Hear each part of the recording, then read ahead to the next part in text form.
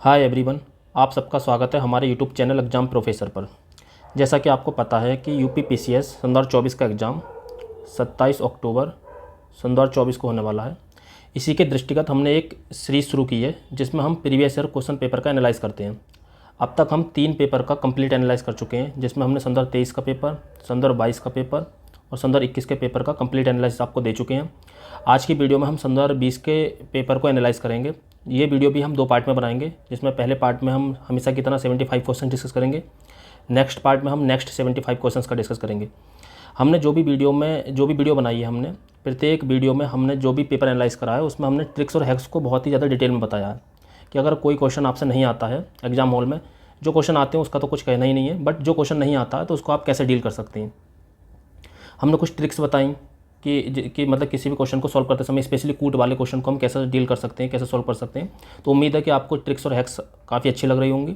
अगर वीडियो पसंद आए तो उसे लाइक कर दीजिए, चैनल को ज्वाइन कर लीजिए। आज की वीडियो में हम सन 2020 का ए सीरीज़ का पेपर डिस्कस करने वाले हैं। तो चलिए शुरू करते हैं आज की वीडियो। क्वेश्चन नंबर 1,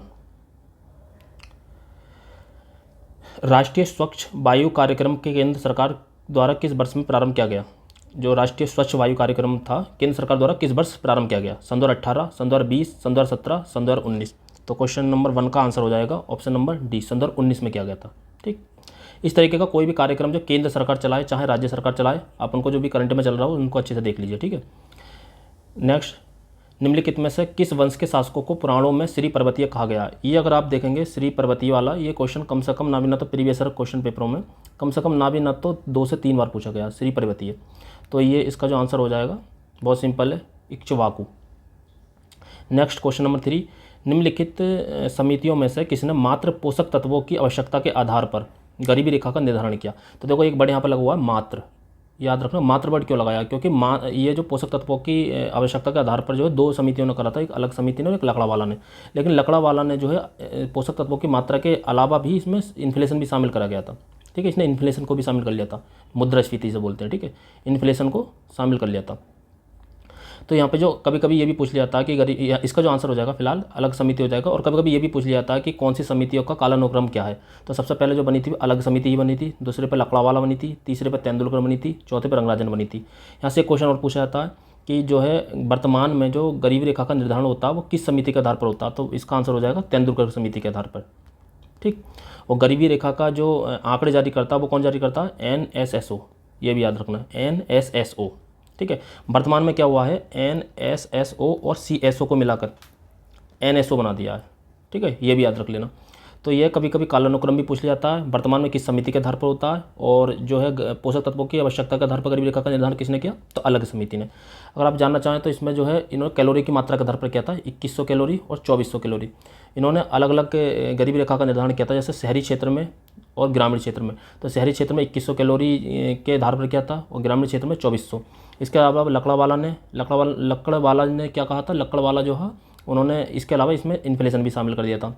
और तेंदुलकर समिति ने जो है दोनों की संयुक्त गणना की। आज में जो वर्तमान में जो गणना होती है वो गरीबी रेखा में संयुक्त की गणना होती है, मतलब ग्रामीण और शहरी दोनों की संयुक्त। उन्होंने एक बास्केट बना दी थी। ठीक है, उन्होंने बास्केट के आधार पर किया था।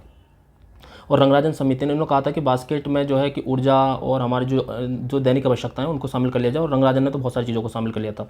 इसके अलावा एक और समिति बनी थी इनके बाद भी, एक बनी थी अरविंद पनगड़िया। ये वही अरविंद पनगड़िया हैं जो वर्तमान में जो है 16 वित्त आयोग जो गठित हुआ है उसके अध्यक्ष बने। ठीक है, 16 वित्त आयोग के अध्यक्ष कौन बने, अरविंद पनगड़िया। वर्तमान में कौन सा आयोग चल रहा है, तो 15वां वित्त आयोग चल रहा है। ठीक है, उसके अध्यक्ष कौन है, NK सिंह। तो इतनी सी बेसिक इन्फॉर्मेशन आप यहाँ पे याद रख सकते हैं। ठीक है, तो इसका क्वेश्चन नंबर 3 का ऑप्शन नंबर हो जाएगा ए, राइट। ठीक, क्वेश्चन नंबर 4, मौर्य काल में एग्रोनोमी अधिकारी निम्नलिखित में से किस क्षेत्र से संबंधित थे, माप और तोल से, प्रशासन प्रबंधन से, मार्ग निर्माण से, राजस्व प्रबंधन से। तो इसका ऑप्शन नंबर सी राइट हो जाएगा, मार्ग निर्माण से। इसी तरीके से मौर्य काल में बहुत सारे अधिकारी हैं, जैसे कोई भी समाहर्ता, संविधाता, ठीक है, पढ़े अध्यक्ष, इस तरीके से और भी बहुत सारे हैं, तो उन्हें आप डिटेल में देख सकते हैं। ठीक है, उसका क्वेश्चन पूछ लिया जाता है। नेक्स्ट क्वेश्चन नंबर 5, निम्नलिखित सूचकांकों में से कौन सा मानव विकास सूचकांक की गणना में शामिल नहीं है, मतलब जो उनमें शामिल नहीं किया जाता। तो जो ह्यूमन डेवलपमेंट रिपोर्ट है मानव विकास सूचकांक की, ठीक है, इंडेक्स जो है, तो इसे जारी कौन करता है सबसे पहले, तो UNDP। याद रख लेना कि इस रिपोर्ट को जारी कौन करता है, मानव विकास सूचकांक रिपोर्ट को UNDP, United Nation Development Programme. ठीक, तो इसमें जो है जीवन प्रत्याशा शामिल है, शिक्षा शामिल है, प्रति व्यक्ति आय शामिल है। तो इसका जो ऑप्शन नंबर डी राइट हो जाएगा। सामाजिक असमानता ये शामिल नहीं है। ठीक, नेक्स्ट देखते हैं क्वेश्चन नंबर 6, महाजनपद और राजधानी। तो मत्स्य किसकी है? मत्स्य है, मत्स्य क्या है? विराटनगर। और कुरु की इंद्रप्रस्थ, सूरसेन की हो जाएगी मथुरा, अश्मक की पोतन। ठीक है, इसे पैठन भी बोलते हैं, पोतन या पैठन। ठीक, तो इसके हिसाब से हमारा जो ऑप्शन नंबर हो जाएगा ए का 3, बी का 4, तो ऑप्शन नंबर हो जाएगा सी राइट। ठीक है, अगर आप हमारे एलिमिनेशन ट्रिक लगाएं जो हमने पहले ही प्रीवियस वीडियो में बता रखा है, जो भी वीडियो बनाई थी, तो उसमें हम 2 का 2 यहाँ पे एलिमिनेट कर देंगे। तो आप फिलहाल एक ऑप्शन को यहाँ पे सीधे तौर पे एलिमिनेट कर सकते हैं।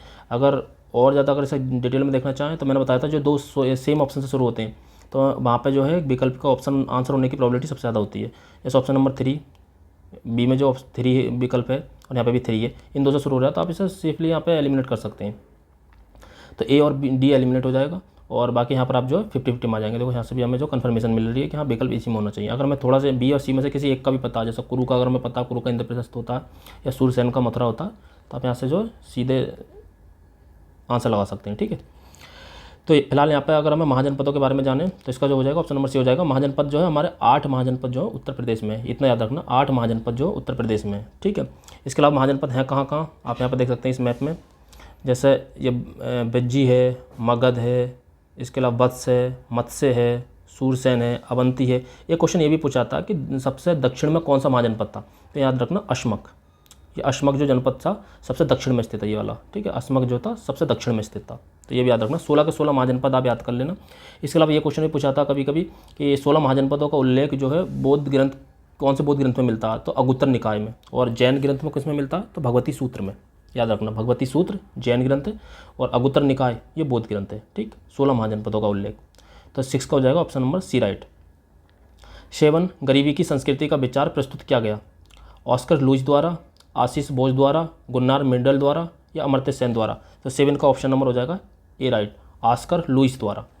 गुन्नार मेंडल का क्वेश्चन पूछा चुका, 2023 में पूछा था। तो इस तरीके के जो राइटर पूछे जाते हैं, मैंने कुछ स्पेशल टॉपिक बताए थे कि इनसे हम सामान्यतः क्वेश्चन पूछे जाता है कम से कम। और जैसे एचडीजी बताया था, एचडी से कम हर ईयर 3 से 4 क्वेश्चन पूछे जाते हैं। एक बताया था मैंने जनगणना, सेंसस, तो जनगणना से भी कम 2 से 3 क्वेश्चन पूछे जाते हैं।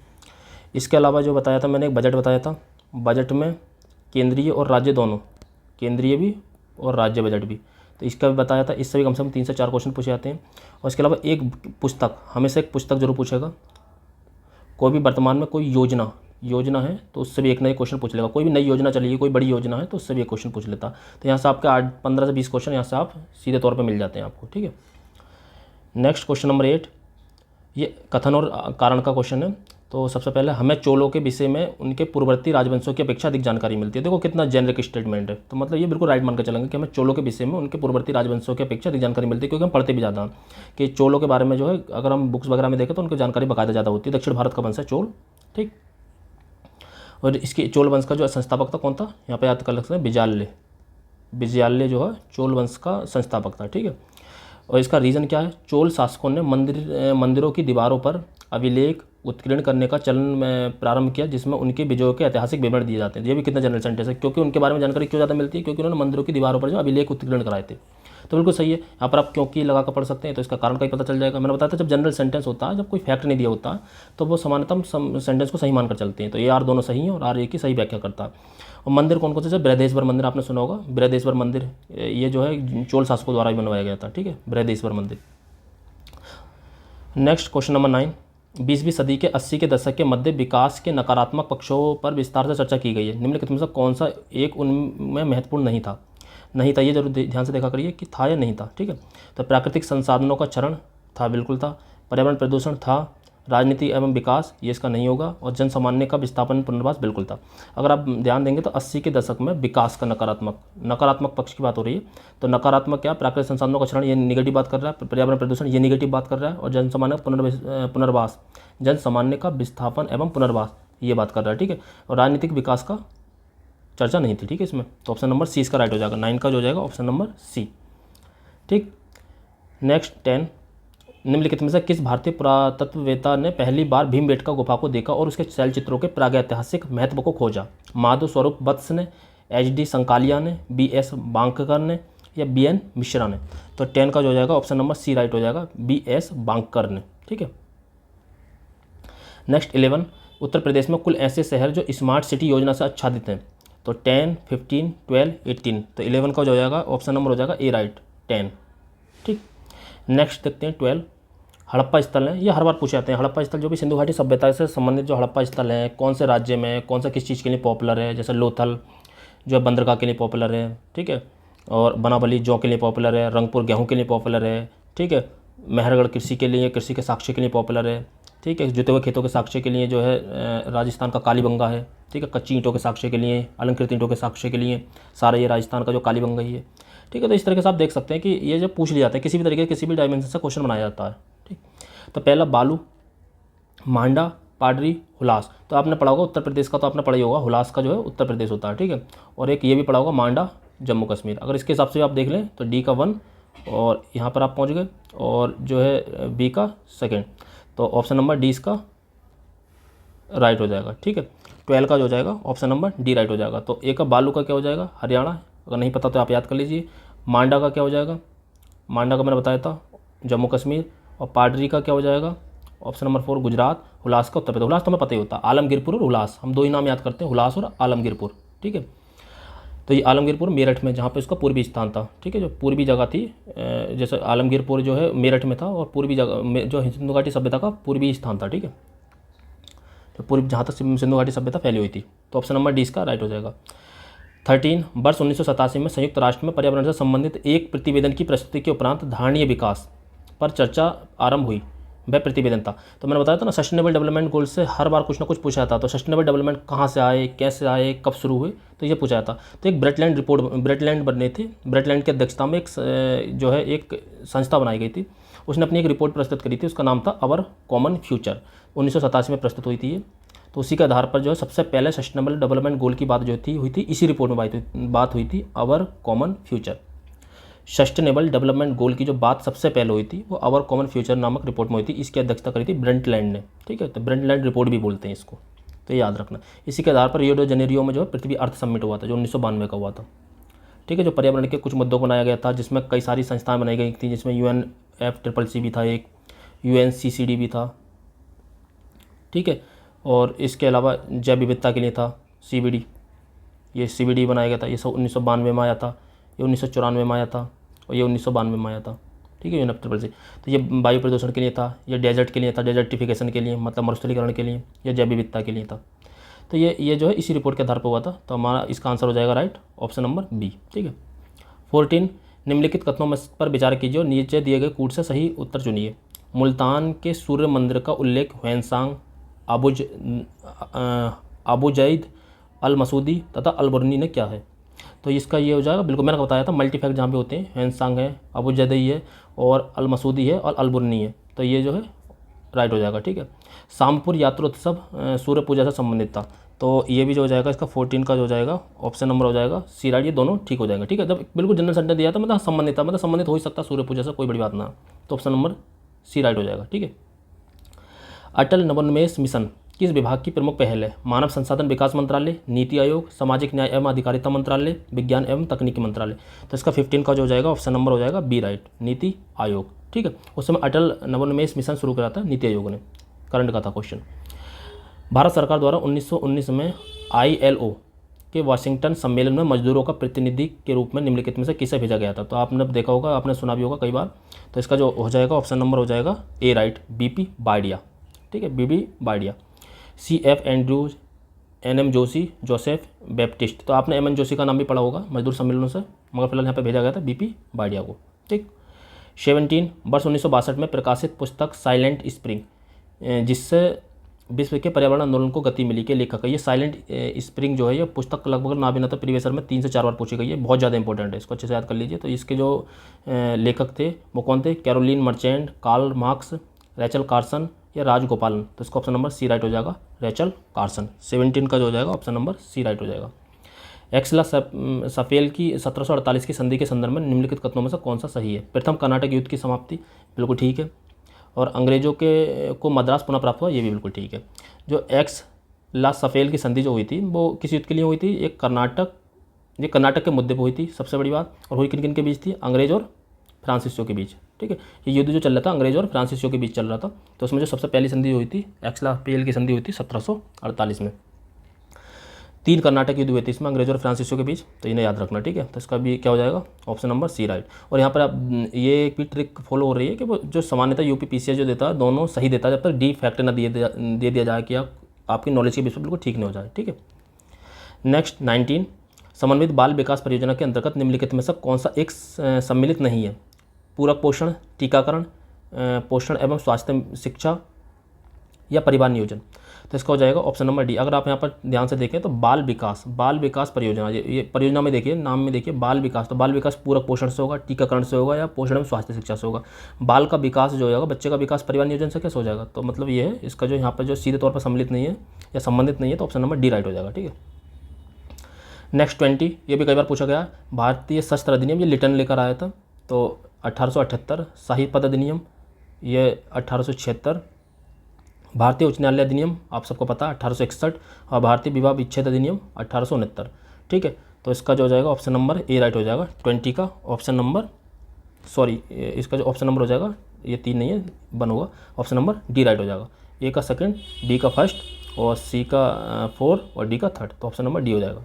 ये बी का सेकंड था, फर्स्ट था, ठीक है। तो ऑप्शन नंबर डी राइट हो जाएगा, ये याद कर लीजिए यहाँ से, अगर याद नहीं है तो, वरना तो इतना तो हमें पता होता है कि उच्च न्यायालय अधिनियम 1861 और सशस्त्र अधिनियम ये सब याद करते हैं कि 1878 में जो है लिटन के द्वारा करा गया था ये, और शाही पद अधिनियम 1876 और विवाह विच्छेद अधिनियम 1869, ठीक। नेक्स्ट देखते हैं 21, सिंधु घाटी सभ्यता। तो ये भी हमें पता है कि सिंधु घाटी सभ्यता जो सबसे प्रथम नगरीय सभ्यता थी, जो भारत में पहली नगरीय सभ्यता जो थी सिंधु घाटी सभ्यता थी।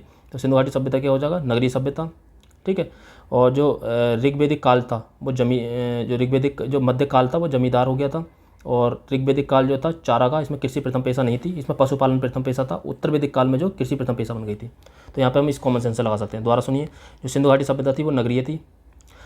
जो ऋग्वेदिक काल, पहले आप ऋग्वेदिक समाज समझिए, ऋग्वेदिक काल में जो कृषि हमारा प्राथमिक पेशा नहीं थी, पशुपालन था, तो पशुपालन के लिए चारागाह लगाएंगे, ठीक है। उत्तर वैदिक काल में हमारा कृषि प्राथमिक पेशा बन गई थी, तो यहाँ पर कृषि लगाएंगे। और मध्य काल में जो सब लोगों के पास जमीन होने लगी तो जमींदार होने लगे थे, ठीक है। तो ए का 4, बी का थर्ड, ए का 4 और बी का थर्ड, तो इसका ऑप्शन नंबर हो जाएगा डी राइट। 21 का जो हो जाएगा ऑप्शन नंबर डी राइट हो जाएगा, ठीक है। द्वितीय नगरीय सभ्यता कभी भी ये भी पूछा था, अगर आप सबको पता है तो कमेंट बॉक्स में बताइए कि द्वितीय नगरीय सभ्यता किसे कहते हैं, ठीक। नेक्स्ट 22, सिक्किम का भारत में विलय किसने किया, लॉर्ड हेस्टिंग ने, लॉर्ड विलियम बेंटिक ने, लॉर्ड डलहौजी ने, लॉर्ड ऑकलैंड ने। तो इसका ऑप्शन नंबर सी राइट हो जाएगा, लॉर्ड डलहौजी, ठीक। उत्तर प्रदेश के कानपुर और लखनऊ नगर किस भारतीय जनगणना वर्ष में 10 लाख की नगर बने। देखो यहाँ पर जनगणना का क्वेश्चन आ गया, उससे पहले सस्टेनेबल डेवलपमेंट का बताया था, यहाँ पर जनगणना का, तो जनगणना का हर बार क्वेश्चन पूछे जाते हैं, कम से 3 से 4 क्वेश्चन हर बार पूछे जाते हैं। तो 23 का जो हो जाएगा ऑप्शन नंबर हो जाएगा सी राइट, ठीक है। 1971 से 1981 में, ठीक। निम्नलिखित नेताओं में से कौन सा द्वितीय गोलमेज सम्मेलन में भाग नहीं लिया था, मतलब इनमें से कौन से नेता ने द्वितीय गोलमेज सम्मेलन में भाग नहीं लिया था। आप सबको पता होगा, यहाँ पर एक सबसे पहले का क्वेश्चन समझ लीजिए कि तीनों गोलमेज सम्मेलन में किसने भाग लिया था, तो अम्बेडकर ने लिया था। अम्बेडकर ने तीनों गोलमेज सम्मेलनों में भाग लिया था, तो यहाँ पर यह क्वेश्चन बहुत पूछा जाता है, ठीक है। तो द्वितीय गोलमेज सम्मेलन में जो है जो हमारा सविनय अवज्ञा आंदोलन चल रहा था, तो जो गांधी इरविन समझौता हुआ था, उसके बाद जो है 5 मार्च 1931 को गांधी इरविन समझौता हुआ था। उसके बाद जो द्वितीय गोलमेज सम्मेलन में शामिल होने के लिए महात्मा गांधी गए थे, उनके साथ कौन कौन गई थी, सरोजिनी नायडू भी गए थे, मदन मोहन मालवीय भी गए थे। तो जो 24 का जो हो जाएगा ऑप्शन नंबर हो जाएगा D right, doctor Rajendra Prasad नहीं गए थे। तो गांधी जी तो गए थे, सरोजिनी नायडू भी गई थी साथ में, और पंडित मदन मोहन मालवीय भी गए थे, ठीक है। तो option number D, doctor Rajendra Prasad नहीं गए थे। या कुछ प्रथाएं हैं जैसे जजमानी, तो जजमानी प्रथा हम सुना होगा मूवीज़ वगैरह में भी, तो जजमानी उत्तर भारत में है, ठीक। और ये 12 बलूटा, अलूटे बलूटे जो कहाँ पर थे, महाराष्ट्र में, याद रखना, जो मराठों में चलता था। और जो मिरासी जो था कर्नाटक में था, अडाडे तमिलनाडु में था, ठीक है। तो ए का फर्स्ट और बी का थर्ड और सी का जो है सेकंड हो जाएगा, बी का थर्ड और सी का जो है सेकंड हो जाएगा। तो इसके हिसाब से 25 का जो ऑप्शन नंबर हो जाएगा बी राइट हो जाएगा, ठीक है। ए का फर्स्ट, बी का थर्ड और सी का सेकंड और डी का 4, ठीक। नेक्स्ट 26, आप यहाँ पर पुस्तक, ये जो है जो करंट की पुस्तक जो चल रही हैं, करंट की तो आप याद करेंगे, उससे भी तो एक क्वेश्चन आते ही आता, करंट का तो आना ही आना है। बाकी इसके अलावा जो हिस्टोरिकल बुक्स हैं उनका नाम भी आप याद कर सकते हैं, जैसे स्टोरी ऑफ माई डिपोर्टेशन, तो ये किसकी है, लाला लाजपत राय की। गीता रहस्य हमें पता ही है, बाल गंगाधर तिलक की है। A nation in the making Surendranath Banerjee की है। India wins freedom Maulana Abul Kalam Azad की है, ठीक है। तो इसका जो हो जाएगा ऑप्शन नंबर ए राइट हो जाएगा, 26 का ऑप्शन नंबर ए, ठीक है। जितनी और भी पुस्तकें हैं जैसे कॉमनवेल्थ किसकी है, तो एनी बेसेंट की है, तो इस तरीके से आप याद कर सकते हैं। और हिंद स्वराज किसकी है, महात्मा गांधी की है। माई एक्सपेरिमेंट विद ट्रुथ, तो ये भी महात्मा गांधी की है। तो इस तरीके से आप याद कर सकते हैं बहुत सारी, ठीक है। नेक्स्ट 27, सर्वप्रथम सीमांत व्यक्ति की संकल्पना का प्रतिपादन किया गया। रॉबर्ट ई पार्क द्वारा, लुई वर्थ द्वारा, रॉबर्ट रेडफील्ड द्वारा, लुई डुमांट द्वारा। तो 27 का जो हो जाएगा ऑप्शन नंबर हो जाएगा ए राइट, रॉबर्ट ई पार्क द्वारा, रॉबर्ट ई पार्क द्वारा। नेक्स्ट 28, निम्नलिखित में से कौन 1755 में डिंडीगल मैसूर में एक आधुनिक शस्त्रागार की स्थापना की थी। तो अगर आपको यहाँ पे कुछ भी नहीं पता तो आप इतना तो समझते हैं कि मैसूर किसके समय आता है। मैसूर युद्ध जो हुए थे, आंग्ल मैसूर युद्ध जितने भी हुए थे, तो मैसूर किसके समय आता है। दो ही के लोगों को ज़्यादा पॉपुलर है अगर मैसूर शब्द जुड़ा आता है तो, एक हैदर अली और एक इसी के बेटे थे टीपू सुल्तान, ठीक है। टीपू सुल्तान, जो टीपू सुल्तान थे, इन दो से संबंधित है। तो अगर आप यहाँ पर केवल तुक्का भी लेते हैं इसी आधार पर, अगर इस आधार पर भी आप तुक्का ले लेते हैं तो इसका ऑप्शन नंबर बी राइट हो जाएगा, हैदर अली, ठीक है। डिंडीगल मैसूर में एक आधुनिक शस्त्रागार जो स्थापित करा था वो करा था हैदर अली ने। 29, निम्नलिखित में से कौन सा एक वन्य प्राणियों के विलुप्तीकरण का प्रमुख कारण नहीं है, मतलब नहीं है, कौन सा नहीं है। तो प्राकृतिक आवास का नष्ट होना ये तो होगा, मतलब इसकी वजह से तो वन्य प्राणी जो है विलुप्त हो सकते हैं। जंगलों की आग, ये आग लगने से भी हो सकते हैं। वन्य प्राणियों का अवैध व्यापार, अगर उनको लगातार मारोगे, अगर उनका लगातार अवैध व्यापार करोगे, जैसे गैंडे का शिकार जो करा जाता है, हाथी का शिकार उनके दांत के लिए किया जाता है, तो इस तरीके से अगर शिकार करोगे तो वो भी, उससे भी विलुप्तीकरण हो सकता है। जनसंख्या में तीव्र वृद्धि, देखो यहाँ पर पूछा कि विलुप्तीकरण, अगर जनसंख्या में तीव्र वृद्धि होगी तो कैसे उनका विलुप्तीकरण हो जाएगा, तो बिल्कुल गलत हो जाएगा। तो यहाँ पर आप बिल्कुल कुछ भी नहीं पता तो आप कॉमन सेंस से सोच सकते हैं, मतलब ऑप्शन नंबर डी इसका राइट हो जाएगा कि यहाँ पर पूछा कि नहीं और यहाँ पे उसका ऑपोजिट दे रहा है, ठीक। जनसंख्या तीव्र वृद्धि से कैसे हो जाएगा विलुप्तीकरण। फिलहाल क्वेश्चन नंबर 30 असर्शन और रीजन का है। तो ब्रिटिश सरकार ने भारत के अलग अलग भागों में भू राजस्व की अलग अलग व्यवस्था लागू की थी। बिल्कुल सही बात है कि अलग अलग भागों में अलग अलग व्यवस्था लागू की थी। 3 तरह की व्यवस्थाएं चलाई थी उन्होंने, एक जमींदारी, ठीक है, इसका दूसरा नाम था स्थायी बंदोबस्त, इसे स्थायी बंदोबस्त भी कहते थे, ठीक है, स्थायी बंदोबस्त। दूसरे उन्होंने चलाई थी रैयतवाड़ी, ठीक है, रैयतवाड़ी। और तीसरी चलाई थी उन्होंने महालवाड़ी, ठीक है। तो ये जमींदारी जो प्रथा चलाई थी बंगाल वाले क्षेत्र में चलाई थी, और जो महालवाड़ी चलाई थी उत्तर भारत में चलाई गई थी, जो उत्तर प्रदेश है, पंजाब वगैरह वाला क्षेत्र है। और रैयतवाड़ी जो चलाई थी वो दक्षिण भारत में चलाई गई थी। जमींदारी चलाने का मतलब था कि यहाँ पे जो है स्पष्ट जो किसान वर्ग उपलब्ध नहीं था, तो इस वजह से यहाँ पर जो जमींदारों के माध्यम से जो है इन्होंने राजस्व व्यवस्था लागू करी थी।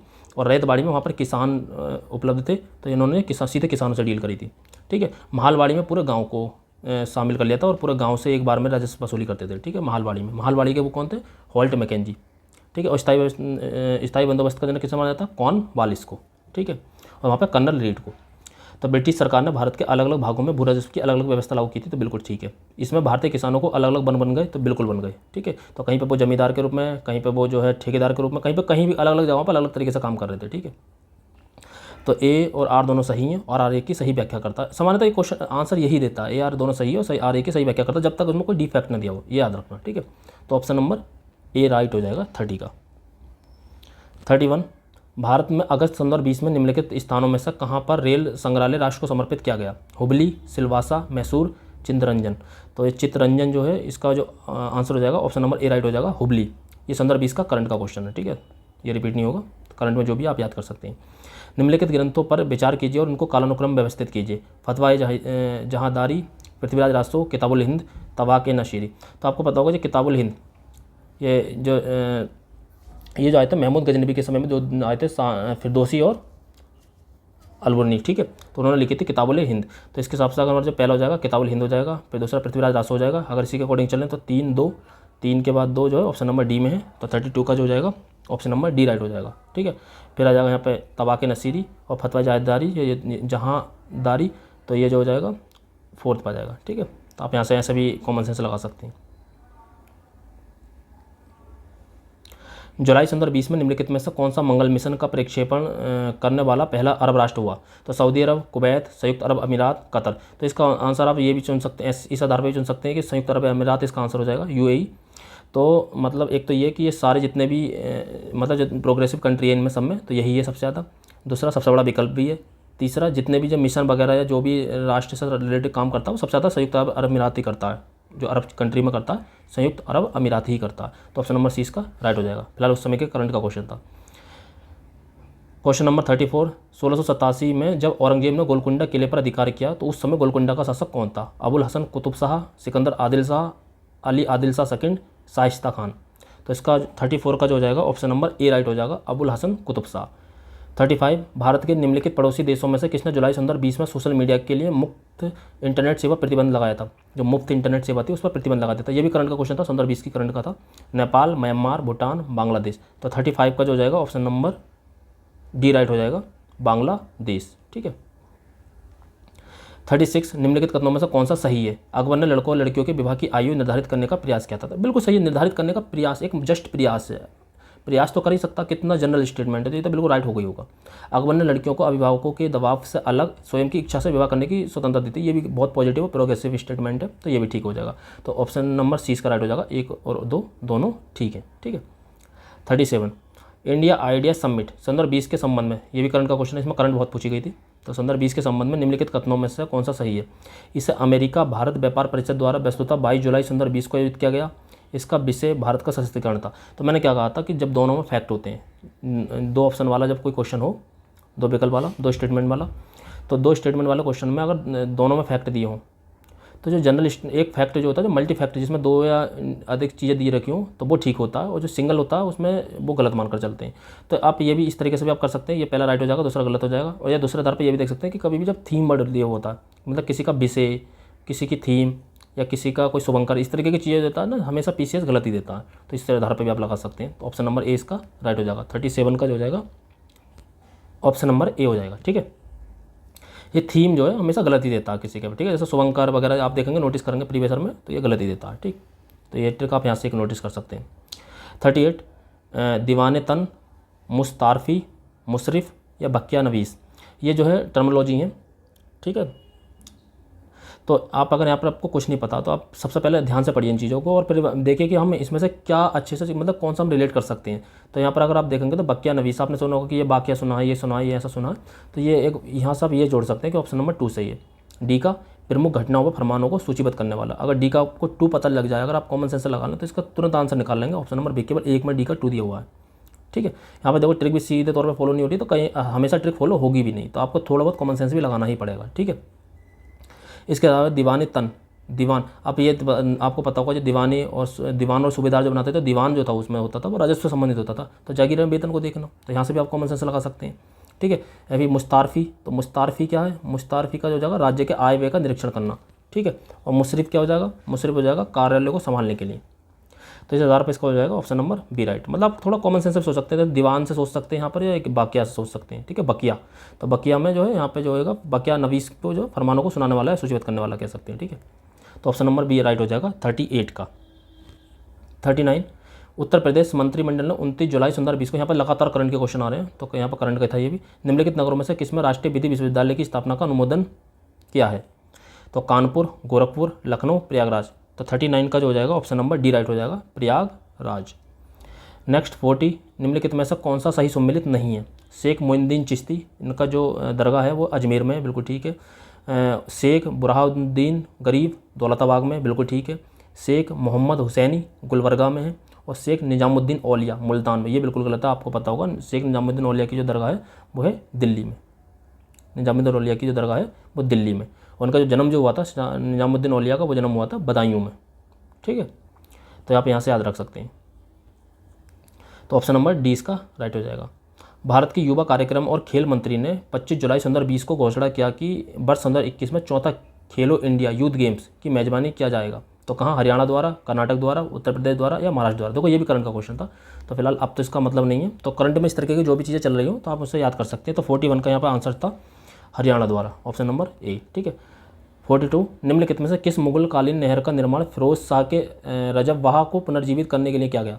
तो शेखनुनी ने, नहर बिहसत, सहाब नहर, नहर आगरा। तो इसका 42 का जो हो जाएगा ऑप्शन नंबर बी राइट हो जाएगा, सहाब नहर। ठीक है। यहाँ पे जो शुरू के जो 75 क्वेश्चन जो हम डिस्कस कर रहे हैं, इसमें से लगातार ज़्यादातर करंट है, तो इस वजह से ट्रिक भी इतने अच्छे से अप्लाई नहीं हो पा रही है, बाकी नेक्स्ट में देखेंगे।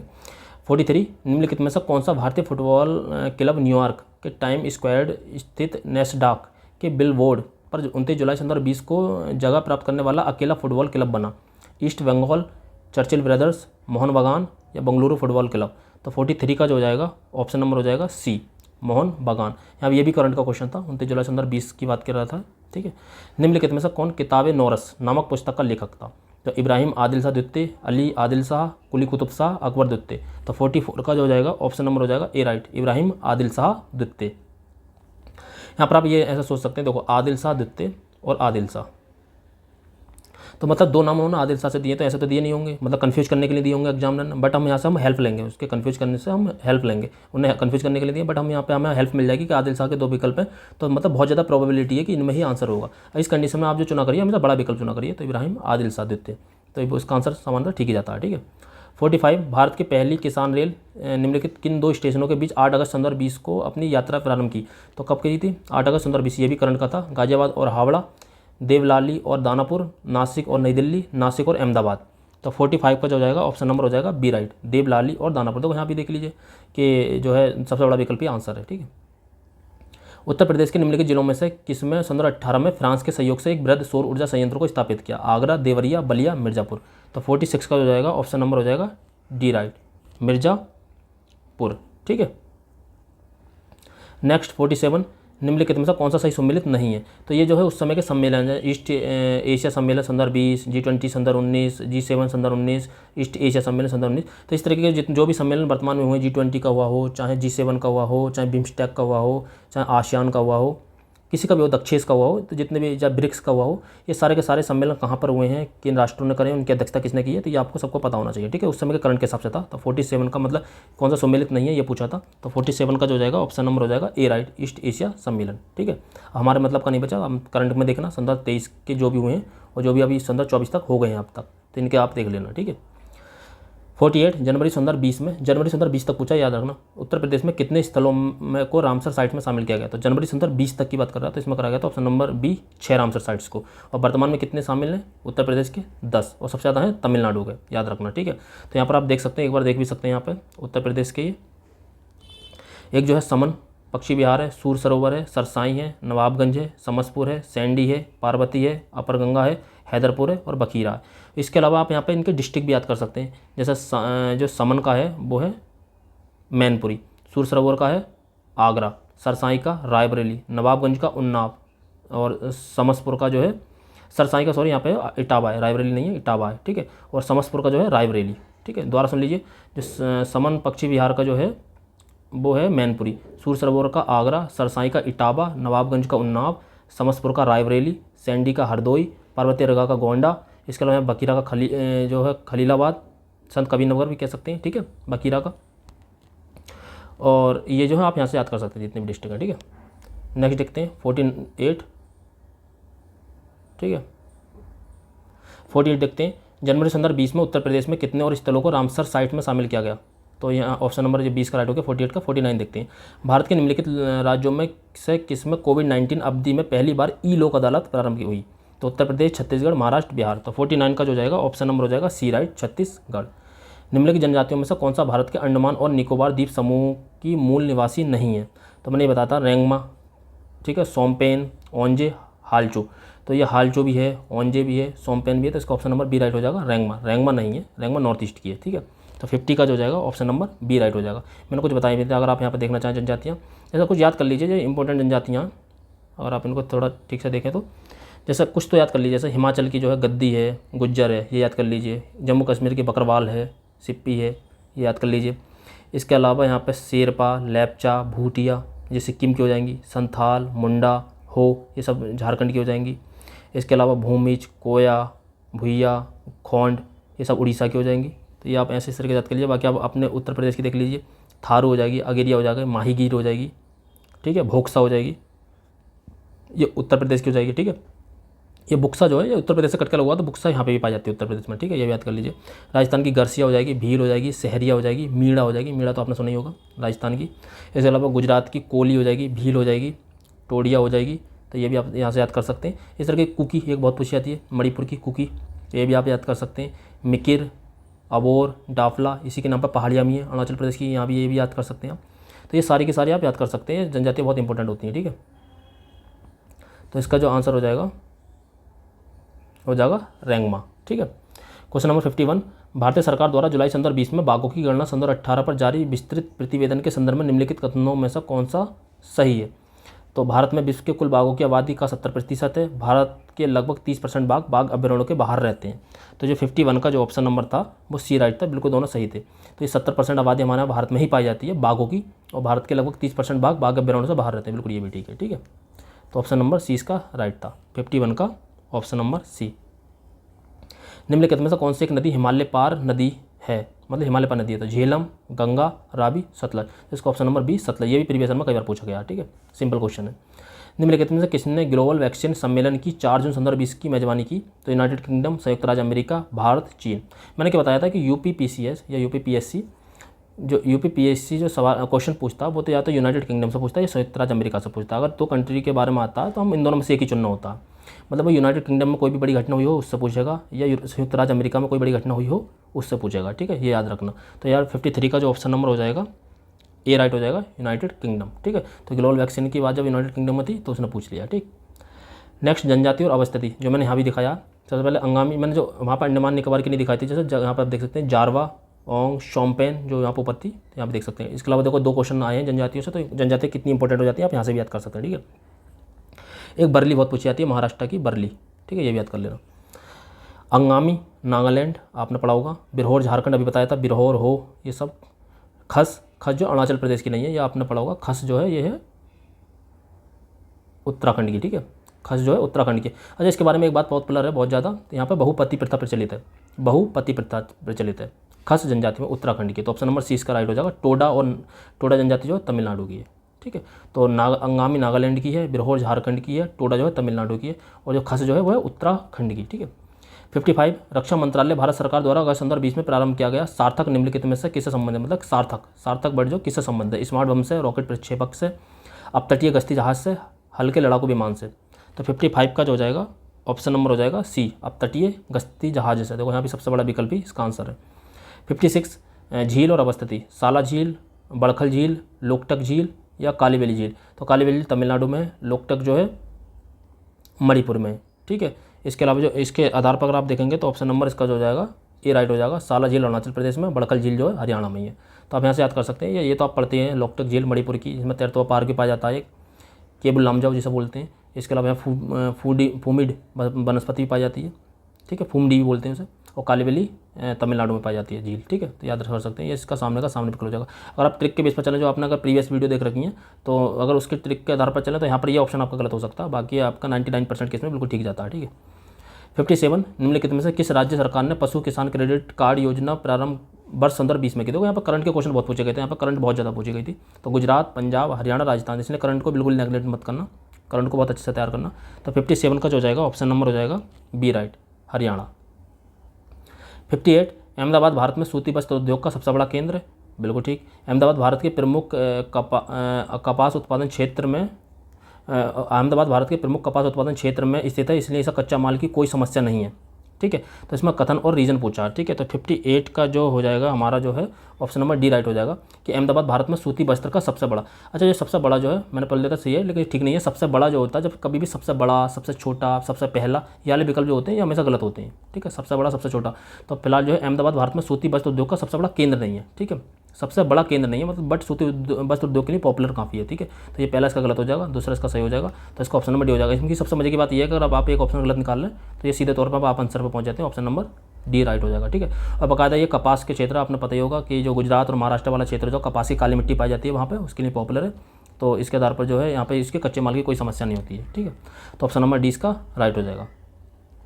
27 जुलाई 2020 को भारत के प्रधानमंत्री ने निम्नलिखित में से किस स्थान पर कोविड-19 परीक्षण के लिए 3 नई भारतीय चिकित्सा अनुसंधान परिषद उच्च श्रेणी परीक्षण प्रयोगशालाओं का वस्तुतः उद्घाटन किया? नई दिल्ली, कोलकाता, चेन्नई, कोलकाता, नोएडा, मुंबई, नई दिल्ली, कोलकाता, मुंबई, चेन्नई, दिल्ली, मुंबई।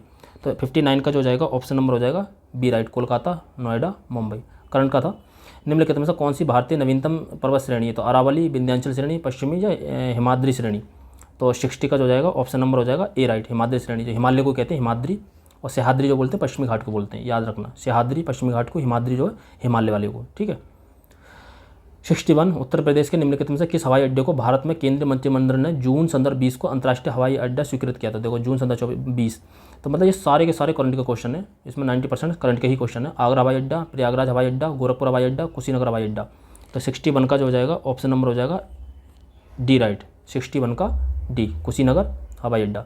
ये राष्ट्रीय उद्यान है और राज्य है। तो इंद्रावती आपको पता है, ये इसके एक सेपरेट वीडियो भी बना देंगे ट्रिक के हिसाब से कि मतलब बहुत सारे राष्ट्रीय उद्यान है, तो इतने याद करना बहुत नहीं है, मतलब 106 राष्ट्रीय उद्यान है, उन्हें याद रख पाना बहुत ज़्यादा मुश्किल है, तो इसलिए उनके ट्रिक के आधार पर हम वीडियो बनाएंगे जो आप इसे आसानी से याद रख सकें। ठीक है, तो इंद्रावती छत्तीसगढ़, ठीक है, कलेसर हरियाणा, ठीक है, बेतवा झारखंड और मोल्लेम गोवा। तो इसके आधार पर 4-3, तो 4-3 इसका ऑप्शन नंबर ए राइट हो जाएगा। 62 का जो हो जाएगा ऑप्शन नंबर ए राइट हो जाएगा। इसके अलावा आप मतलब जितने भी राष्ट्रीय उद्यान है पूरे 106 के 106 नेशनल पार्क्स आप याद कर सकते हैं। ठीक है, जैसा गोवा में आप देखो, यहाँ पर गोवा में मोल्लेम है जो आपने अभी टिक किया है। इसके अलावा आप हरियाणा का देख सकते हैं, हरियाणा में कलेसर है, सुल्तानपुर है, ठीक है, और इसके बाद हजारीबाग है, झारखंड में बेतवा हजारीबाग हो गया। ठीक है, छत्तीसगढ़ में घासीदास है और इंद्रावती है, गुरु घासीदास हो गया, इंद्रावती हो गया। तो इसके आधार पर आप इस तरह से याद कर सकते हैं। ठीक है, 106 नेशनल पार्क्स हैं। ठीक, नेक्स्ट 63, निम्नलिखित में से किस देश को वर्ष 2021-22 के लिए संयुक्त राष्ट्र सुरक्षा परिषद के अस्थायी सदस्य के रूप में जून 2020 में नहीं चुना गया, मतलब कौन सा नहीं चुना गया। ठीक है, तो सुरक्षा परिषद के रूप में तो आयरलैंड, मैक्सिको, नॉर्वे या कनाडा। तो 63 का जो हो जाएगा ऑप्शन नंबर डी राइट हो जाएगा, कनाडा। ठीक, ये खनिज और उत्खनन शहर हैं, तांबा चित्रदुर्ग, लोहा अयस्क, बेल्लारी, मैग्नीज भीलवाड़ा, बॉक्साइट कटनी। तो जो 64 का जो हो जाएगा ऑप्शन नंबर सी राइट हो जाएगा। 1 और 3 गलत हो जाएगा, चित्रदुर्ग ये जो है ये भी गलत हो जाएगा, और जो है मैग्नीज भीलवाड़ा ये भी गलत हो जाएगा। ठीक है, राजस्थान वाले क्षेत्र में जो सीसा वगैरह ज़्यादा पाया जाता है, याद रखना। ठीक, लोहा अयस्क बेल्लारी बिल्कुल ठीक है, बॉक्साइट कटनी बिल्कुल ठीक है। 65 देखते हैं, ये भी करंट के क्वेश्चन है। यहाँ डॉक्टर के मतलब जो 29 जुलाई 2020 को भारत के केंद्रीय मंत्रिमंडल द्वारा स्वीकृत नई राष्ट्रीय शिक्षा नीति के संबंध में निम्नलिखित कदमों पर विचार करना है। यह डॉक्टर के कस्तूरीरंगन की अध्यक्षता वाली समिति द्वारा तैयार की गई थी। यह विगत 38 वर्ष से लागू पिछली शिक्षा नीति को बदल देगी। ठीक है, तो 65 का जो जाएगा ऑप्शन नंबर ए राइट हो जाएगा। देखो मैंने कहा था कि जब भी कोई एक फैक्ट दिया होता है, मतलब 38 वर्ष या कोई भी मतलब डेटा दिया होता है, सिंगल फैक्ट कोई डेटा दिया होता है 38, 35, 36, तो ये सामान्यतः गलत माना जाता है। ठीक है, गलत ही होता है। तो यहाँ पर जो है ऑप्शन नंबर ए इसका राइट हो जाएगा।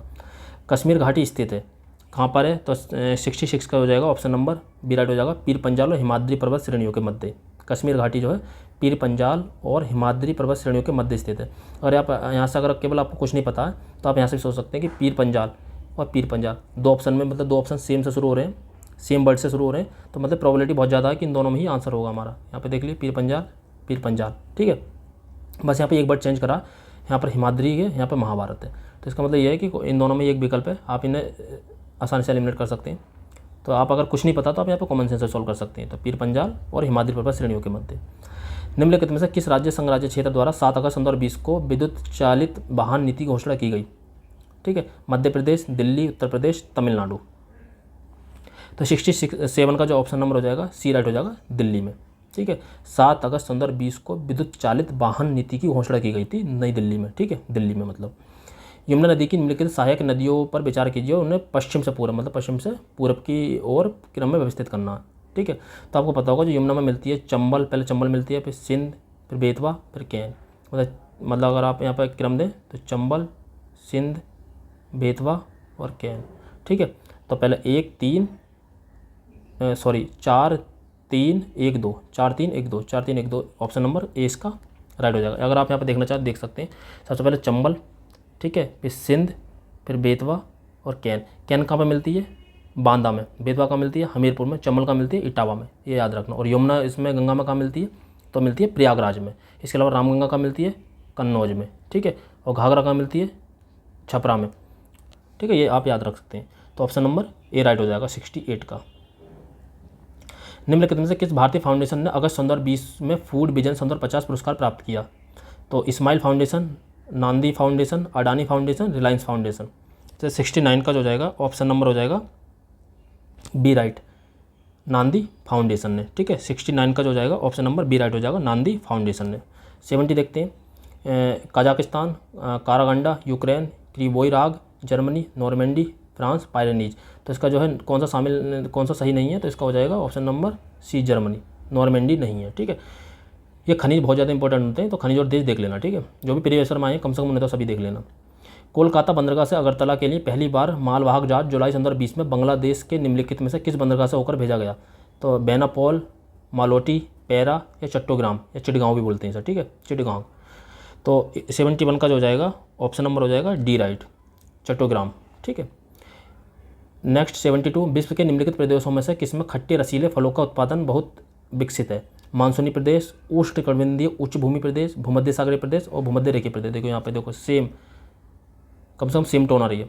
तो भूमध्य सागरीय प्रदेश, ऑप्शन नंबर सी। ये जितने भी खट्टे रसीले फल जो उगते हैं वो भूमध्य सागरीय प्रदेश में उगते हैं। तो 72 का जो हो जाएगा ऑप्शन नंबर सी राइट हो जाएगा। जो जितनी भी ये शराब वगैरह का जो काम होता है और जितने भी खट्टे फल या शराब बनाने का जो भी काम होता है वो भूमध्य सागरीय प्रदेशों में सबसे ज़्यादा होता है, ठीक है। 73, पृथ्वी विज्ञान मंत्रालय भारत सरकार द्वारा जुलाई 2020 में निम्नलिखित में से किस पृथ्वी प्रणाली विज्ञान में लाइफ टाइम उत्कृष्टता पुरस्कार प्रदान किया गया? एस सुरेश बाबू को, एस कुशवाहा को, PLN राजू को, अशोक साहनी को। तो 73 का जो जाएगा ऑप्शन नंबर डी राइट हो जाएगा, अशोक साहनी को, ठीक है। उष्णकटिबंधीय चक्रवात और देश, मतलब उष्णकटिबंधीय चक्रवातों को किस देश पर किस नाम से जाना जाता है? तो आपने ये पढ़ा होगा बैगुआ, कई बार पूछा गया बैगुओ। तो बैगुओ जो है फिलीपाइंस या फिलीपींस में जाना जाता है, ठीक है। हरिकेन, ये तो सबको पता होता है, संयुक्त राज्य अमेरिका। टाइफून चीन में, ठीक है। और बिलीज ऑस्ट्रेलिया में, ठीक है।